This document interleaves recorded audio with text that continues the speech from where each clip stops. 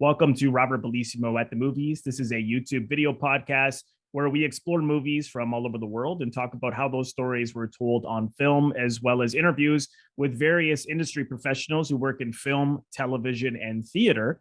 And I'm honored today to welcome to the show Isaac Butler, who is the co-author of The World Only Spins Forward: The Ascent of Angels in America, which was named one of the best books of 2018 by NPR.org.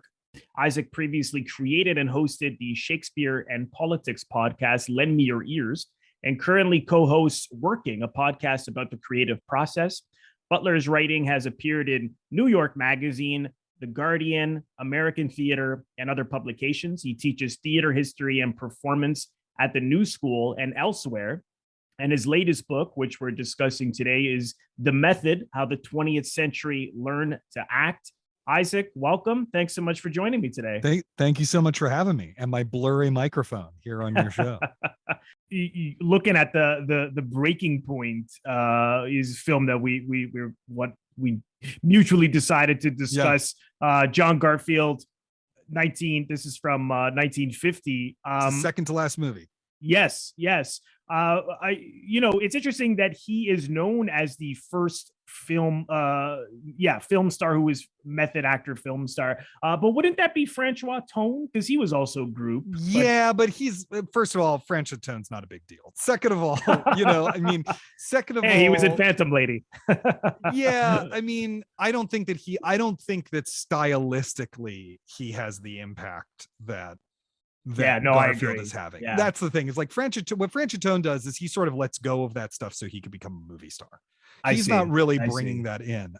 He may have used some method stuff, but and he also quit the group after like less than 2 years. He was not in the group for very long. Whereas Garfield, you can tell immediately from Four Daughters, is bringing in this new style that's going to take over.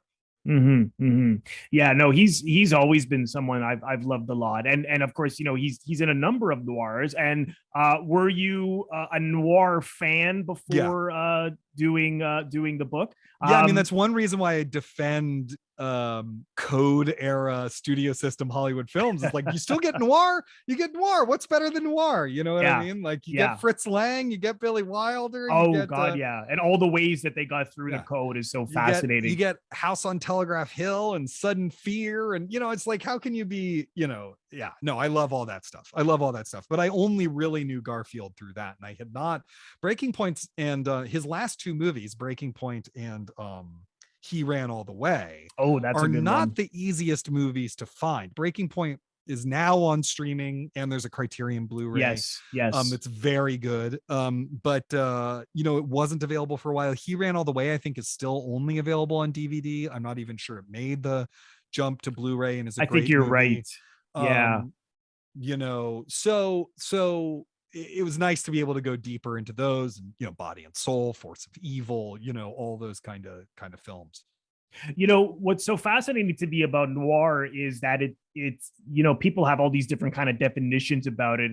People feel it's not a genre, that it's just a style, that it ends in 1959, and if you say anything that's 1960 is that's neo-noir, and all these arguments online that I've had, which is really fun. And this is a Breaking Point's a sunshine noir, right? Because it mostly takes place during the day, right? So it's technically a sunshine noir. Yeah, that's true. It takes place in California. It takes place mostly during the day. It's mostly outside. Yeah, I know, because it doesn't have a lot of the stylistic noir tropes, but it starts towards the end. For example, that one scene that I love is when he's alone smoking in his room and he can't sleep, and he hears his wife sewing, and it's just like he's in total darkness, reminded that he can't take care of his family. But I just thought that was incredible. But I was curious if how you see noir. Is there a certain themes that you say to yourself is certainly noir, or are you looser with it? I was curious what you thought. I'm fairly loose with it. It's like, if someone recommends the movie to me and says it's a noir, I'm going to watch it, whether I think it fits the definition or not. I think of noir as, obviously the marriage of genre plot and German expressionist aesthetics. That's the fundamental thing, in which case, and if that's true, I'm not sure the breaking point actually counts, but but it has the soul of a noir. Absolutely. And one of the things that gives it the soul of a noir is its anxiety about veterans returning from World War II, which is in many ways the big thematic subject matter of so much film noir. Is what are we going to do with these people who've learned how to kill and seen people die, and now we've got to reintegrate them into society? And the breaking point's very explicit about that, actually. There's a part where he comes back from his first criminal job, and she said, or maybe it's when maybe it's actually the last one, and his wife is like, what are you gonna do? And he said, nothing they didn't give me a medal for in the Philippines. Yeah, that's right. Yeah. And what he's talking about doing is killing a bunch of people. Right.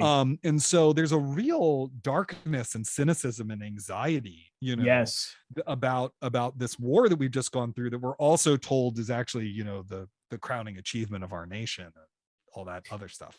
And what's so fascinating about this film is that he's an ordinary guy. Like he's a fisherman, and he's got debts. He's got the problems that many people have. How do you take care of the kids, and trouble with money, and his, the concerns from his wife, and his wife telling him, well, maybe you got to get a different job. People are having those conversations as we speak, everywhere, whether you're Canada, America, anywhere in the world.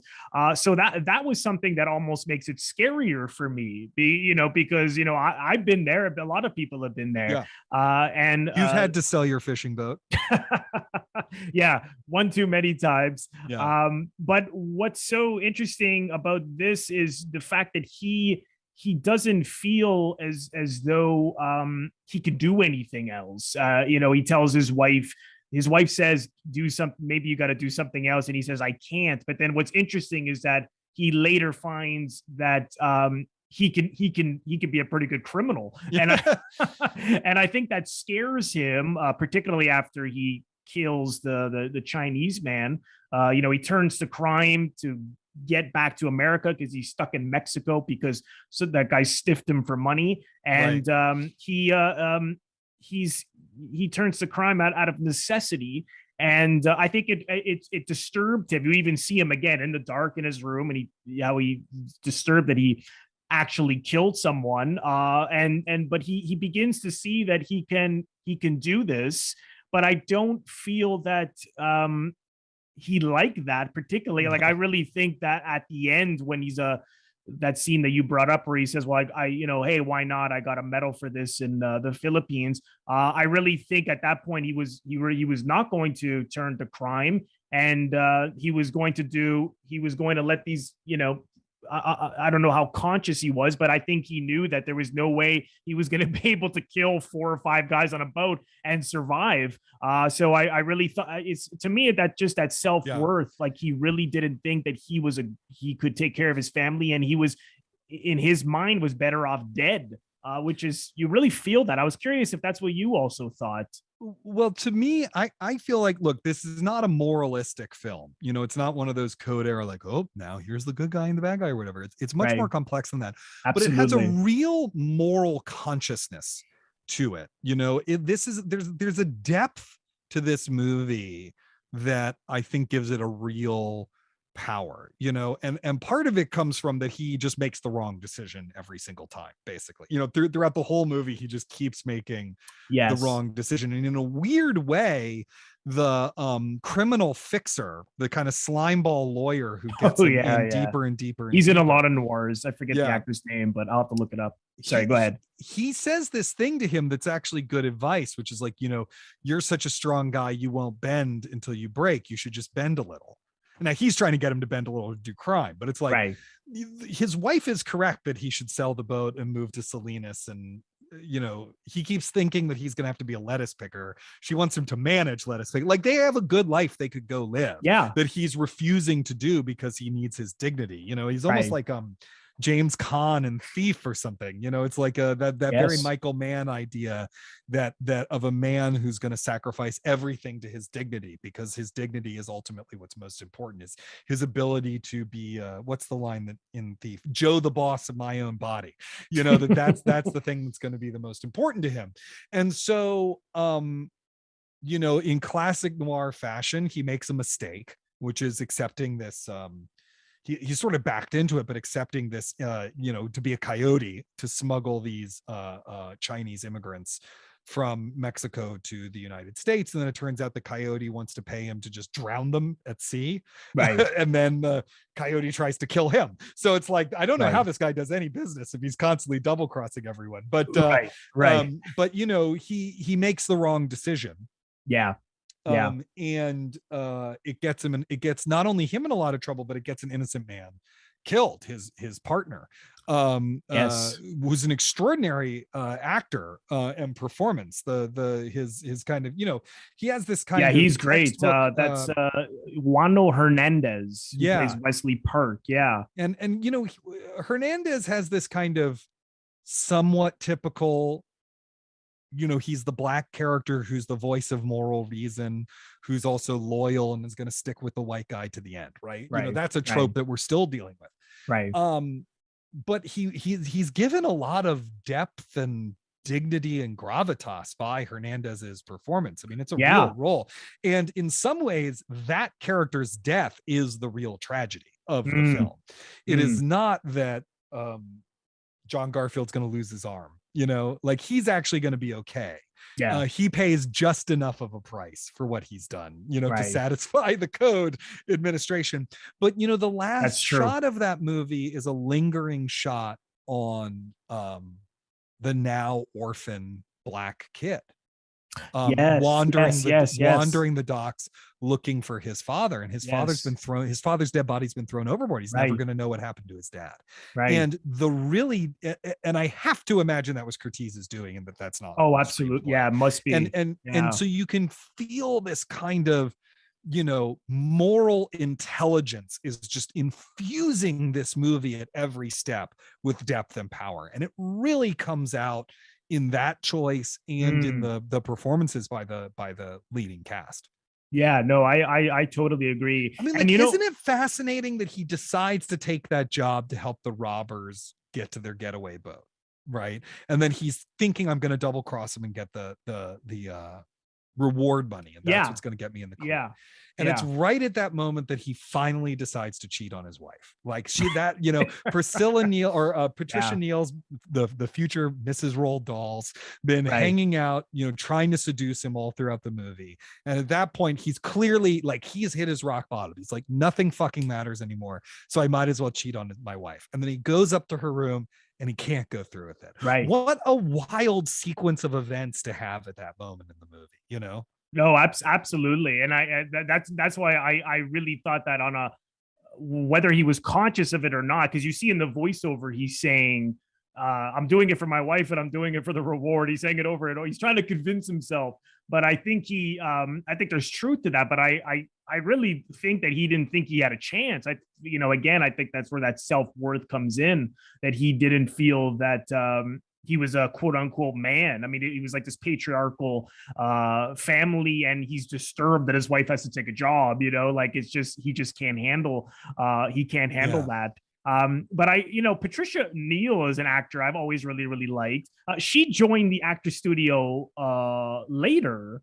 I don't know if she was formally trained or how that happened, but she did join at a certain point. Yeah. So I don't know if at this point she had that training, but she's really good in this. Like she's very seductive and sexy. She's got those femme fatale tropes. But what's interesting about her character is that she falls for someone who doesn't have any money, and as she says later, that she had fallen once for a guy with broken fingernails, and maybe she should have went for him as opposed to men with money. And I think she really admired and she says to John Garfield's wife, Lucy, I envy you because you have family. And I think she was genuine. I think she really, you think that she's up to no good, which she is, but she also has this sort of different side to her where she admires people who love each other and that's, and that they have a family and that they're ordinary and they're not greedy and things like that. all of the principals in this movie want something they don't have, right? You know, and the thing that I mean, I think she both genuinely wants him and maybe even falls in love with him over the course of the movie, but she also wants what he has, which is just like a stable life, even though she's clearly addicted to the chaos of, you know, every man you meet through her is her fiance, right? You know, there's a certain level of chaos that she's addicted to, but she also wants that life. And in fact, the yearning for a different one. Well, first of all, we should just talk about how frankly horny this movie is. Like, one of the interesting things about it is you could get away with people being horny if they were married, right?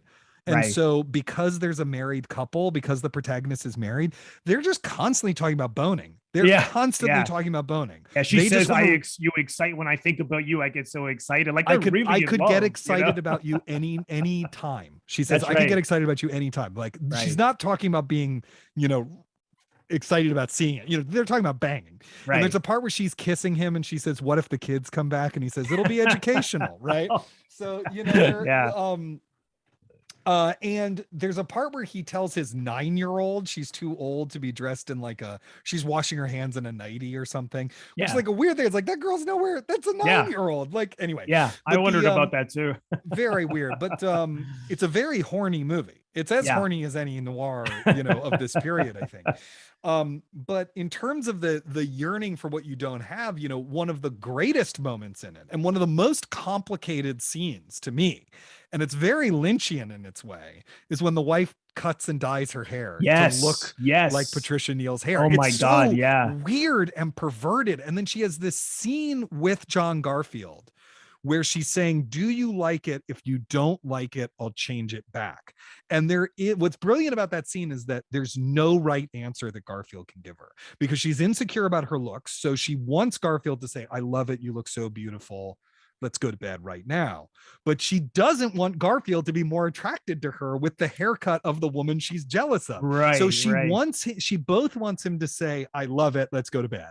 And she wants him to say, "I hate it. Change it back. I love you just the way you are." At the same time. And you can just see how pained she is about this exchange they're having. It's such a brilliant scene, I think. No, that's really well said. No, I completely agree. And you see that, you know, as he's getting to know Patricia Neal, John Garfield, you know, at first he's trying to distance himself from her, but you can see that he clearly wants her. And of course, seeing her with his wife with the blonde hair, he's able to now act out that fantasy that I'm sure is going on in his head. Totally. About Patricia Neal, and of course, you know, later as you mentioned, he was going to pursue her right before, you know, I think in his mind, I think he figured he was going to get killed, so why not?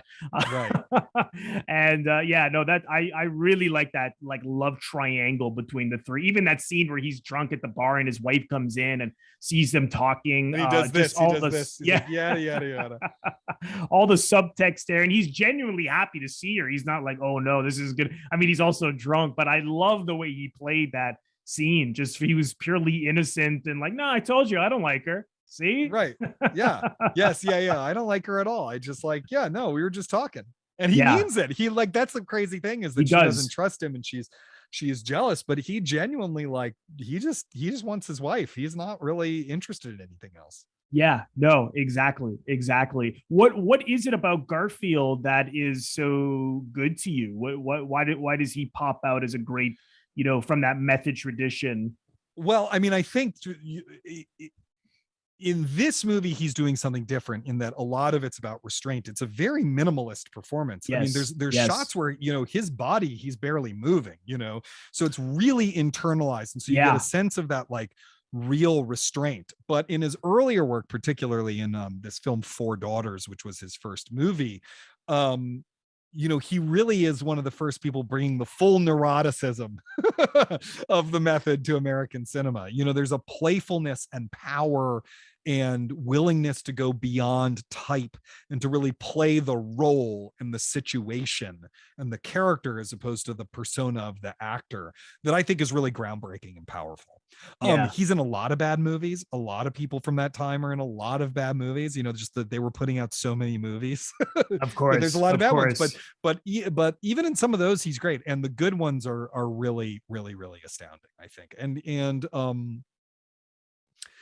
I think that especially once his character starts to feel hunted and trapped, like what he lets out and the way he does it is just, I don't know, it's really impressive to me. It's a really impressive performance. He has to go a really far way because he's a happy man at the beginning of the movie. He's he does not make any money. He's worried. He has his worries, but he has this he's run out of gas. He has that immediate problem. I mean, he's very angry at the beginning of the movie. He's angry throughout most of it, but he's in a general state where things are okay. But he's living on the edge, right? So once that guy fucks him over in Mexico, he's sort of doomed. So he has his worries, but the way you see Garfield's very controlled about how he starts to let you see the complexity and complications of the character. And I just find that really impressive. Yeah, no, me too. Well, that's something that you pointed out in the book that hadn't really dawned on me. The one thing that was so great about these method actors was they would have so much going on emotionally, but they would hold it. Michael Pacino as Michael Corleone, Rod Steiger as the pawnbroker. That's something that certainly you didn't see before as much. I mean, maybe you did. I just can't think of anything off the top of my head. But that, these people who could just bring so much to their face, but not really let it out. And, right. This film and the other two, Godfather and Pawnbrokers, certainly you see that quite beautifully. Part of the thing that Strasberg was really brilliant about, I really believe this, is this idea of suppression that, in rehearsal or in class or preparing for the day's shoot or whatever it is, you're letting everything out, right? So that what it is, But then when you get into the run through or into this, then it's all about having the character bottle it up. So then once the character's bottling it all up, it's going to find its way out somehow. Of course. And then you just follow that impulse because isn't that interesting? Right. I think that's really smart. I think that's one of the smartest things that kind of Strasberg came up with, frankly. Yeah, and that's what people do, right? I mean, we do try to hide. We do wear masks, but as you said, you gotta. I know Meisner said this as well. If you watch like the DVDs of 10 hours of Meisner teaching, right, which I love. This one female in the class was doing a scene, and I forget exactly what he was saying to her, but she said, "Oh, so she's like, wait, so you mean that I should, hide what I'm feeling?" And then he said, "Well, my dear, you have to have it first." I just love that. Have it first and then hide it. Yeah. That is it's just fascinating to me, this whole subject, and we could talk endlessly about it, but I know I feel like I've taken up so much of your time. I'm so sorry. No, it's all right. This has been wonderful. I do have to leave to pick my daughter up at school. Yeah, but this has been really great. I'll let you go. Wallace Ford was that other actor that we were talking about who sets up John Garfield's he's character. Great. Yeah, and he's always a slime ball, right? Always. Yeah, he's in a lot of really, really good noirs. I love how that character wants to be treated nicely. He's always just complaining that John Garfield's too rude to him. He's like, you should be nice to me. Yeah. And he doesn't understand why they want him to go on the job, but you could see that he's like, oh crap, like what are they going to do? Oh yeah, he knows he's doomed. Yeah. Sure enough, I imagine that was because they knew he'd be slower to run and they'd have to stop and shoot him first. That's what I thought. Or I mean, I think they're clearing. I don't think they want anyone to know who they were. Or I mean, I think they're also just their plan is to kill everyone who helped them set up the job. Get them on the boat later. No, it's a really, really great film. I think it was on the Criterion channel. I don't believe it is anymore. I don't think it is anymore. Yeah. But it's it's worth actually buying the DVD, which has a nice interview with, it's got a great interview with Garfield's daughter, Julie, who I've actually been a little bit in touch with since the book came out, which has been really wonderful. And it's got some nice featurettes, and the print is amazing. I mean, it's much better than the version you're going to stream if you rent it off Apple or, Amazon. Yeah, no, I agree. I recommend getting the Criterion. And so where can people follow you on social media? You're on Twitter, I believe. I'm basically just on Twitter, and my Twitter handle is Parabasis, which is PARABASIS. And then the podcast that I host is called Working. It's a podcast through slate.com. You could subscribe to it wherever you get your podcasts, or go to slate.com/working. You can find it there. Great. Perfect. And the book, I imagine people can get pretty much anywhere online. Get the book pretty much anywhere. I'm a big fan of ordering it from Bookshop, which is a network of independent bookstores online. That's so if you want to get it online, or get it at your local indie bookstore or whatever. Fantastic. And now I better stop seeing people writing articles when the method goes too far. It's never going to end. It's never going to end, but hopefully that will just mean better publicity for me. Who knows? Yes, exactly. All you people, go read the book before you write that kind of a exactly. Do your research. Exactly. But yeah, no, it's a wonderful, again, it's thank you very much. Book. I loved it. I'm sure I'll read it again. So again, actors, directors, anyone in theater, film, this is a must read. So Isaac, well, thanks again for your time. Thank you, really appreciate. I mean, I was concerned. I was like, oh my God, I'm going to keep this in for hours because I had so many questions. But thank you so much. And I'm flattered. I hope that you can come again sometime, because this is such a big subject. We can talk endlessly. So absolutely, yeah. Thank you so much. You have a good one, and thanks everyone for watching. I want to thank all of my members on Patreon. If you're interested in becoming a member of my Patreon, head over to the link, patreon.com/RobertBellissimo at the movies for full details. You can also leave a donation, or what I call a tip, by clicking the thanks link, which you will find directly below the video frame. Just click on that and you can leave a donation if you choose to. Of course, I would greatly appreciate that. And lastly, if this is your first time here, please consider subscribing. It is absolutely free to do so. By pressing the Robert Bellissimo at the Movie logo, you will see it floating above my head in the top left corner to your top left. In just a second, just click on that. And then click the bell in order to get a notification every time I release one of my new videos. I would also really appreciate if you leave a comment, share the video, like the video. All of these things create traction onto my YouTube channel and really help share the video far and wide, and the channel in general. So thank you so much for doing that, and I will see you all in the next one.